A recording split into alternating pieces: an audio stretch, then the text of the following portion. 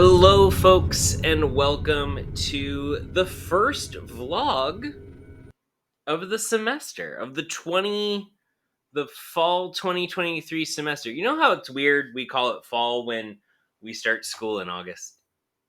The start of August? Like it's not even we haven't even thought to consider that it could be fall yet. And yet here we are.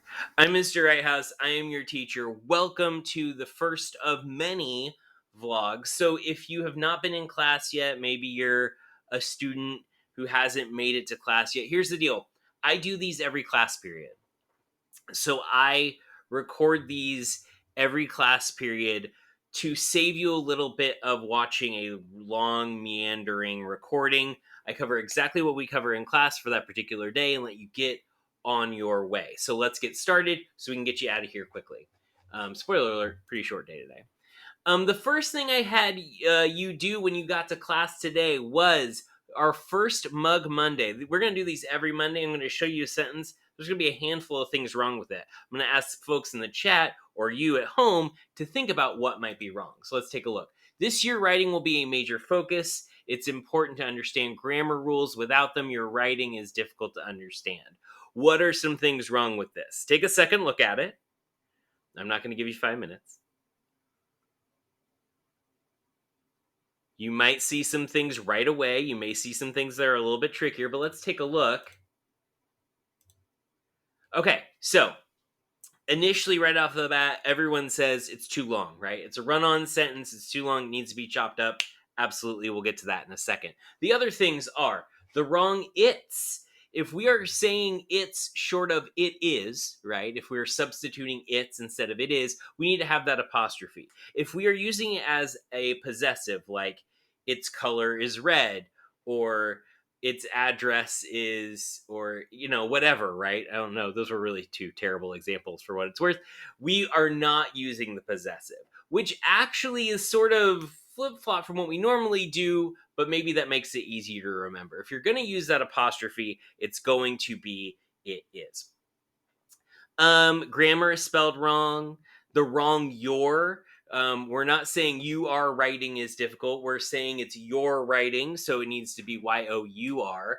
This first little bit this year, I wanted to highlight that real quick. So if we took it out, the sentence would be, writing will be a major focus. Does that grammatically make sense? Yeah. It's got a subject, it's got a verb, it's got a direct object, it's all there. But doesn't really make realistic sense. There's kind of two different ways that we look at sentences when we're talking about grammar. So we need the this year, but it's not a vital part of the sentence. So we have to separate it with a comma, which basically means if you got rid of this, right, and said, writing will be a major focus, it's a sentence. It makes no sense, but it's a sentence.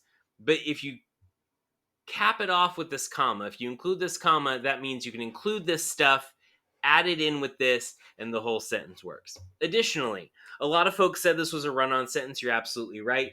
We make it a period here and we capitalize it's. The other thing you could do is make another period after rules and capitalize it again. Or if you want to get fancy, go an advanced level, you can use a semicolon. A semicolon, all a semicolon does is take two related short thoughts that would be choppy on their own sentences and mashes them together.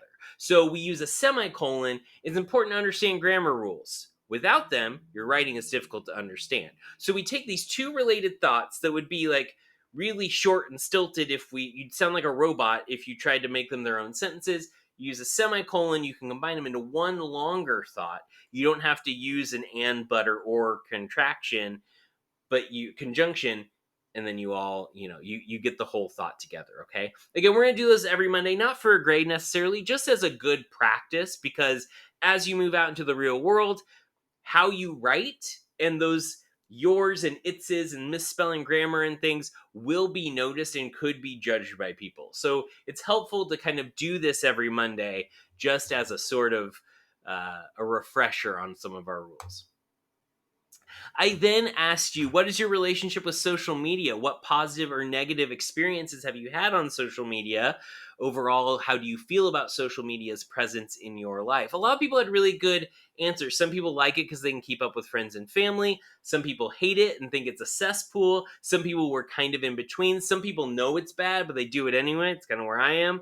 So, in that case, we have kind of an overall sort of relationship with social media. Some people that we've talked to in class today have been bullied on social media, unfortunately. Some people have been harassed on social media. So, and some people have had nothing but positive experiences. It's really across the board. I ask that because your first article of the week is about social media and um, its relationship to young people and their mental health.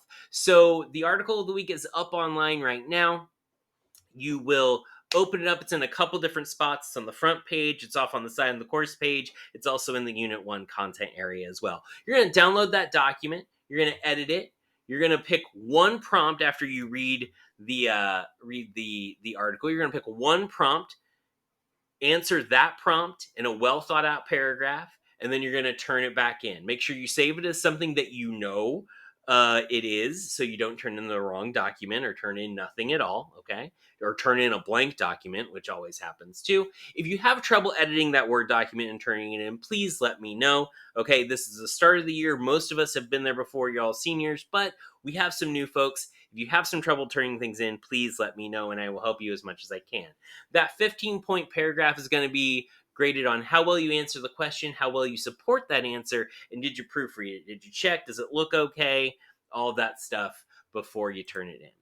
A reminder, those are easy points. So those articles of the week that we do every week, we're not always going to have content-based assignments every week. And those content-based assignments are going to be harder. So if you do those articles all throughout the year, then they will cushion that grade when a Beowulf quiz doesn't work out your way, or the Hamlet stuff later on is maybe a little bit trickier. Those articles of the week are going to help you keep going throughout the year and not make you fail right away. Okay, that is due Sunday night. If you don't do it by Sunday, it will go in as a 0. But again, you have all semester to turn in everything you need to turn in. The last thing I asked you today was, when you think of a hero, who or what comes to mind? This whole first unit is all about heroes. We're going to talk about Beowulf this week and next. We're going to talk about the Iliad in a couple weeks. These are classic examples of heroes with heroic values. We're going to talk about what was heroic to people hundreds of years ago, thousands of years ago in some cases, and what might be heroic to people today, and what's different between those two things. But I asked, when you think of a hero, who or what comes to mind? A lot of Batman, Superman, Iron Man, DC, Marvel, right? We had an answer of Spawn. We had an answer of first responders, right? We also had parents, single parents who are doing a lot for their kids. Anyone can be a hero, but it already shows you that our definition of what a hero is kind of varied and different, right? Which it will be back hundreds of years ago, especially compared to today. The only thing you need to work on is that article of the week, number 1. Make sure you get it in so you don't start off the semester with a 0. Have a great day. On Wednesday, we're going to introduce Beowulf, so watch out for the next vlog then. See you soon. Take care of yourselves. I'll see you next time. Gotta stop it.